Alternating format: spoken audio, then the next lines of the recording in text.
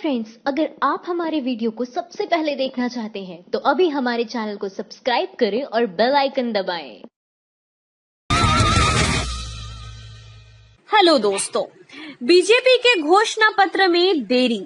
अखिलेश बोले, मोदी जी अच्छे दिन वाला घोषणा पत्र चुनाव बाद आएगा। लोकसभा चुनाव के लिए कांग्रेस ने अपना घोषणा पत्र जारी कर दिया है। घोषणा पत्र में कांग्रेस ने देश से कई अहम वादे किए हैं। 11 अप्रैल को लोकसभा चुनाव के लिए पहले चरण के मतदान होने में मात्र 7 दिन बचे हैं, लेकिन सत्ताधारी भाजपा का घोषणा पत्र अभी तक जारी नहीं हुआ है। इसको लेकर उत्तर प्रदेश के पूर्व मुख्यमंत्री एवं सपा अध्यक्ष अखिलेश यादव ने बीजेपी पर तीखा तंज कसा है।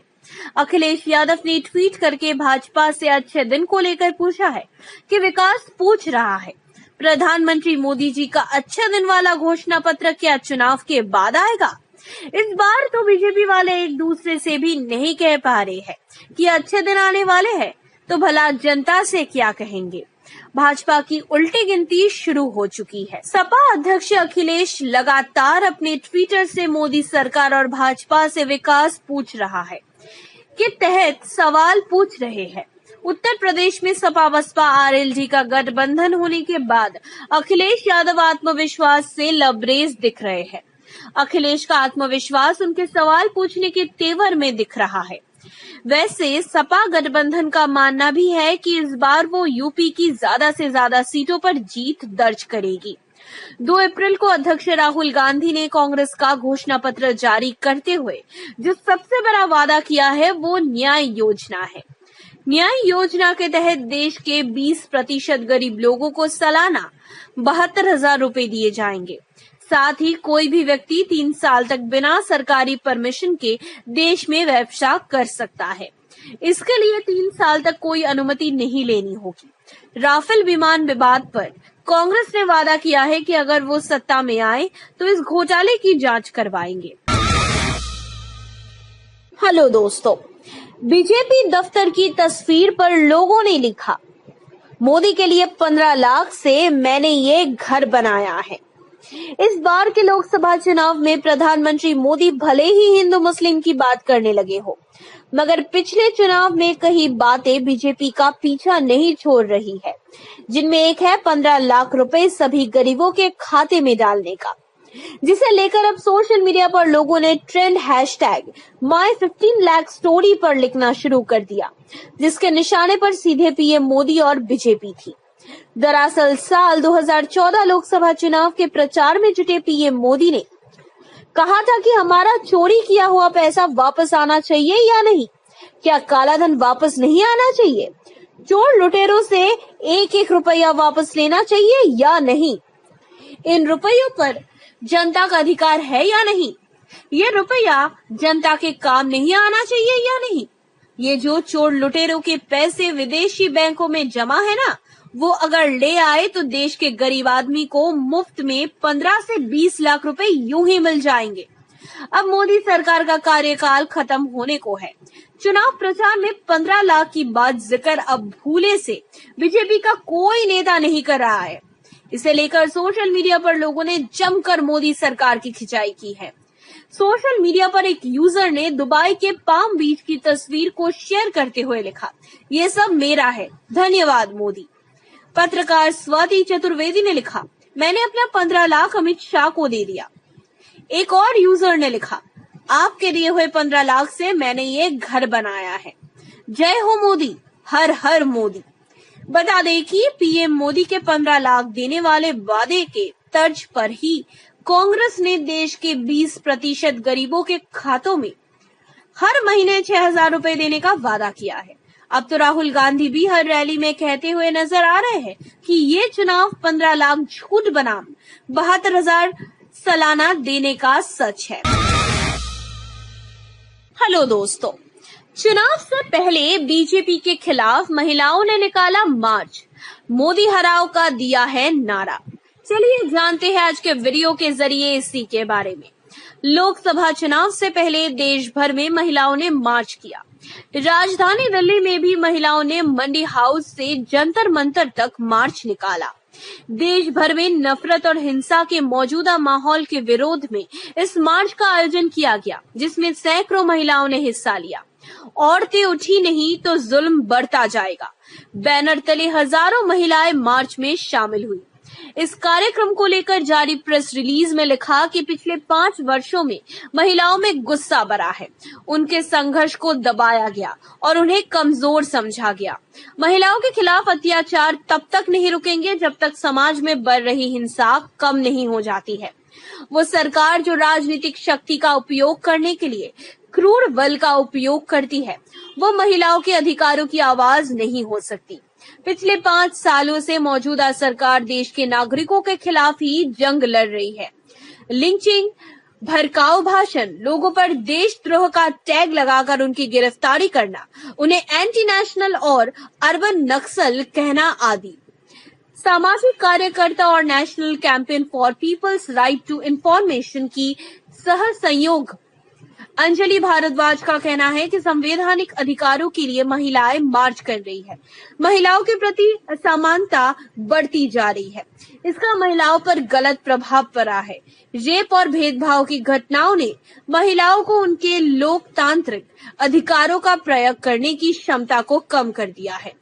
चुनाव से पहले इस मार्च को करने का कारण बताया हुआ महिलाओं ने कहा है कि ये सरकार की ऐसी किसी भी नीतियों का समर्थन नहीं करती जो असमानता, भेदभाव और घृणा का प्रचार करती हो। महिलाएं वोट करने के दौरान इन मुद्दों को ध्यान रखेंगी, वो इसे बढ़ावा देने वालों को कभी वोट नहीं देंगी। मार्च में मौजूदा सामाजिक कार्यकर्ताओं ने सरकार द्वारा बेटी बचाओ बेटी पढ़ाओ प्रोग्राम की पूरी तरह असफल बताया है। शिक्षा पर सार्वजनिक वित्त पोषण जीडीपी के 6.1% से लेकर 3.7% तक कम है, जबकि निजीकरण को बढ़ावा दिया जा रहा है। आदिवासी, दलित और मुस्लिम लड़कियां 10वीं कक्षा तक भी नहीं पढ़ पाती। देश भर से आई छात्राएं, एक्टिविस्ट और पेशवर महिलाएं इस मुहिम से साथ दिखी। औरतों ने तरह तरह के नारे लगाए, जैसे चौकीदार से आजादी, लीचिंग से आजादी, पितरी सत्ता से आजादी, प्यार करने की आजादी। मार्च में अल्पसंख्यकों और दलित महिलाओं को एलजीबीटीक्यू के अधिकारों के लिए भी आवाज उठाई गई। एलजीबीटीक्यू समुदाय के लोग भी इस मार्च में अपनी भूमिका निभाते देखे गए। ये चाहते हैं कि उन्हें समाज में समान दर्जा मिले, ना कुछ ज्यादा ना कुछ कम। हेलो दोस्तों, किसके पैसे से चल रहा है नमो टीवी? बिना लाइसेंस दिखाए जा रहे हैं मोदी भक्ति वाले कार्यक्रम। चलिए जानते हैं आज के वीडियो के जरिए इसी के बारे में। चुनाव तारीखों के ऐलान होने के बाद देश में आदर्श आचार संहिता लागू होने के बाद प्रधानमंत्री नरेंद्र मोदी के नाम से एक चैनल शुरू हुआ। चुनाव आयोग देखता रह गया और 26 मार्च से नमो टीवी शुरू हो गया। बीजेपी को समर्पित इस चैनल पर दिन रात नरेंद्र मोदी के तारीफों की पुल बांधी जाती है। उनसे जुड़ी खबरों और कार्यक्रमों को प्रसारित किया जाता है। दिलचस्प बात यह है कि नमो टीवी किस कैटेगरी का चैनल है ये कंफर्म ही नहीं है। कहने का मतलब ये है कि नमो टीवी मनोरंजन का चैनल है, न्यूज का चैनल है, फिल्म का चैनल है, धार्मिक चैनल है, कुछ कंफर्म नहीं। अलग अलग केबल और डीटीएच ऑपरेटरों ने नमो टीवी को अलग अलग कैटेगरी में रखा है। टाटा स्काई ने नमो टीवी को हिंदी समाचार सेवा बताया है। दरअसल जम्मू कश्मीर के रहने वाले रोहन राजपूत नाम के एक छात्र ने 28 मार्च को ट्वीट कर टाटा स्काई से पूछा कि चैनल नंबर 512 क्या है। जवाब में टाटा स्काई ने ट्वीट किया, चैनल नंबर 512 नमो टीवी है। ये एक हिंदी समाचार सेवा है जो राष्ट्रीय राजनीति पर ब्रेकिंग न्यूज दिखाता है। ट्वीट वायरल हो गया और इसे देखते हुए टाटा स्काई ने ट्वीट डिलीट कर दिया, लेकिन स्क्रीनशॉट के जमाने में कहाँ कुछ डिलीट होता है। ट्वीट के आर्चिव लिंक के साथ स्क्रीनशॉट जमकर वायरल हो रहा है। सवाल उठता है कि टाटा स्काई ने ट्वीट क्यों डिलीट किया? क्या टाटा स्काई ने झूठ बोला था इसलिए ट्वीट डिलीट किया? इसका जवाब है हाँ। टाटा स्काई ने न सिर्फ झूठ बोला बल्कि अपने उपभोक्ता को गुमराह भी किया है। क्योंकि 30 मार्च को टाटा स्काई पर ही नमो टीवी 145 नंबर चैनल पर दिखाया जा रहा था। उस वक्त इस चैनल को एंटरटेनमेंट चैनल की लिस्ट रखा गया था।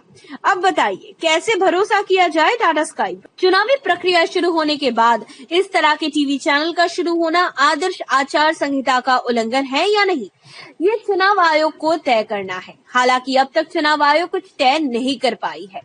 सूचना प्रसारण मंत्रालय द्वारा मान्यता प्राप्त प्राइवेट सैटेलाइट चैनलों की सूची में नमो टीवी का नाम कहीं भी नहीं है, यानी चैनल बिना लाइसेंस के चल रहा है और बिना किसी अनिवार्य सिक्योरिटी क्लियरेंस के चल रहा है। कौन चला रहा है, कैसे चला रहा है, कुछ नहीं पता। हालांकि नमो ऐप में इस नमो टीवी का लाइव प्रसारण होता है। टाटा स्काई के ट्वीट के बाद टाटा स्काई के सीईओ हरित नागपाल ने मीडिया से बात करते हुए बताया है कि नमो टीवी हिंदी न्यूज सर्विस नहीं है और इसके लिए फीड इंटरनेट के जरिए बीजेपी से आ रही है। केंद्रीय मंत्री और बीजेपी के आधिकारिक ट्विटर हैंडल से इसका प्रचार किया जा चुका है, लेकिन बीजेपी ने इसे अपना आधिकारिक चैनल नहीं बताया है। कुल मिलाकर मामला बहुत उलझा हुआ है। विपक्ष लगातार सवाल उठा रही। कांग्रेस और आम आदमी पार्टी की शिकायत के बाद चुनाव आयोग ने सूचना प्रसारण मंत्रालय से इस चैनल के बारे में जवाब मांगा। मंत्रालय की तरफ से जो जवाब आया उसने सबको अवाक कर दिया। केंद्र सरकार के सूचना और प्रसारण मंत्रालय ने कहा है कि ये कोई लाइसेंस प्राप्त चैनल नहीं है, बल्कि विज्ञापन प्लेटफॉर्म है। मतलब नमो TV the home shopping network से मिलता जुलता चैनल है। लेकिन सवाल तो ये है कि क्या चुनाव आयोग मंत्रालय के तर्क से संतुष्ट है? क्या चुनाव आयोग इस तर्क को स्वीकार कर रहा है? मंत्रालय की सफाई के बाद भी कई सवालों के जवाब नहीं मिलते, जैसे नमो टीवी में किसका पैसा लगा है। हेलो दोस्तों, मोदी शाह की राजनीति पर आडवाणी ने तोड़ी चुप्पी। बोले विपक्षी नेताओं को राष्ट्रद्रोही कहना गलत है। बीजेपी के वरिष्ठ नेता लालकृष्ण आडवाणी ने आखिरकार सालों बाद अपनी चुप्पी तोड़ी है। कभी बीजेपी के चोटी के नेता रहे आडवाणी अब बीजेपी के सबसे पीछे के नेता रह गए हैं। आडवाणी ने एक लेख लिखकर कहा है कि मेरे लिए पहले देश, पार्टी बाद में और स्वयं सबसे अंत में। बीजेपी ने अपने राजनीतिक विरोधियों को कभी दुश्मन नहीं माना और न ही उन्हें राष्ट्रद्रोही कहा। बीजेपी को जन्म देने वाले इस नेता ने अपनी ही पार्टी के बारे में बहुत बड़ी बात कह दी है। लेख में उनका इशारा अब के बीजेपी नेताओं के ऊपर है, जो लगातार विपक्ष और विपक्ष के नेताओं को पाकिस्तानी बता रहे हैं, विपक्ष मुक्त भारत की बात कर रहे हैं। बता दें कि चुप्पी तोड़ते ही आडवाणी ने सीधे मोदी के राष्ट्रवाद पर हमला बोला है। हालांकि उन्होंने अपने लेख में मोदी का जिक्र नहीं किया है, लेकिन उन्होंने जिन विचारों को जनता के सामने रखा है वो वर्तमान मोदी के बीजेपी से एकदम मेल नहीं खा रही है। उन्होंने कहा है कि पार्टी का उद्देश्य हमेशा देश पहले रहा है, बाद में पार्टी और फिर बाद में व्यक्तिगत हित रहे हैं। उन्होंने कहा कि देश की विविधता और अभिव्यक्ति की स्वतंत्रता ही भारतीय लोकतंत्र का सार है। बीजेपी की स्थापना के समय पार्टी की ऐसी कोई विचारधारा नहीं थी जो बीजेपी से सहमत नहीं है, वो हमारा दुश्मन है। आडवाणी के इन विचारों से आप देख सकते हैं कि मोदी की बीजेपी और आडवाणी के समय की बीजेपी में कितना अंतर है। आपको बताते चले कि लालकृष्ण आडवाणी मोदी के इतने अंध समर्थक रहे हैं कि 2002 के गुजरात दंगों के बाद पूर्व प्रधानमंत्री अटल बिहारी वाजपेयी द्वारा नरेंद्र मोदी को मुख्यमंत्री पद से हटाने के सभी प्रयासों को उन्होंने विफल कर दिया है। हेलो दोस्तों, सबसे झूठा पीएम है मोदी। अगर ये श्रीलंका जाता तो कहता रावण को मैंने ही मारा है। अजीत सिंह का यही कहना है। चलिए जानते हैं आज के वीडियो के जरिए। यदि आप थोड़ा भी टीवी देखते होंगे तो आपको बताने की जरूरत नहीं है कि प्रधानमंत्री मोदी जब भी कोई भाषण देते हैं तो इतिहास, नेहरू या पार्टी विशेष के बारे में अक्सर कुछ ऐसा कह देते हैं जो विवादों का कारण बन जाता है।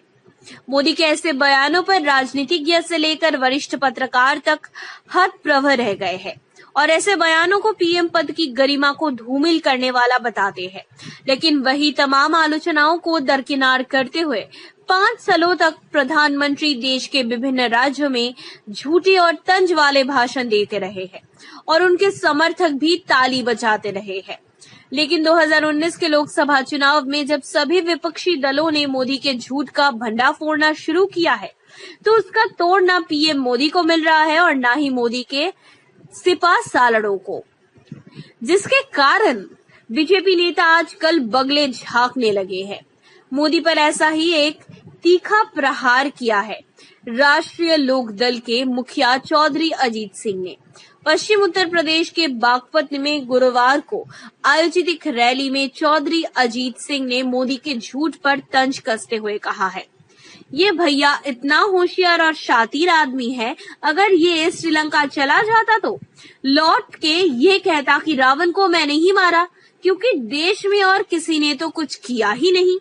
वैसे चौधरी अजीत सिंह का बयान आने के बाद सोशल मीडिया पर अक्सर बयानों की बौछार करने वाले बीजेपी के फेक डिग्रीधारी नेताओं को बगले झांकने देखा गया है। आज के लिए इतना ही। आशा करते हैं ये वीडियो आपको जरूर पसंद आया होगा। इस वीडियो को लाइक और शेयर करना बिल्कुल ना भूलें और हमारे YouTube चैनल यानी माइंड द न्यूज को अभी सब्सक्राइब करें। हम एक बार फिर से कई सारे ऐसे सनसनीखेज खुलासों के साथ आपके लिए हाजिर हो जाएंगे। तब तक के लिए अलविदा और शुक्रिया। माइंड द न्यूज रूम की रिपोर्ट। Thank you for watching our video. अगर आपको हमारी वीडियो पसंद आई हो तो इसे लाइक जरूर करें और हमारे चैनल को सब्सक्राइब करना ना भूलें।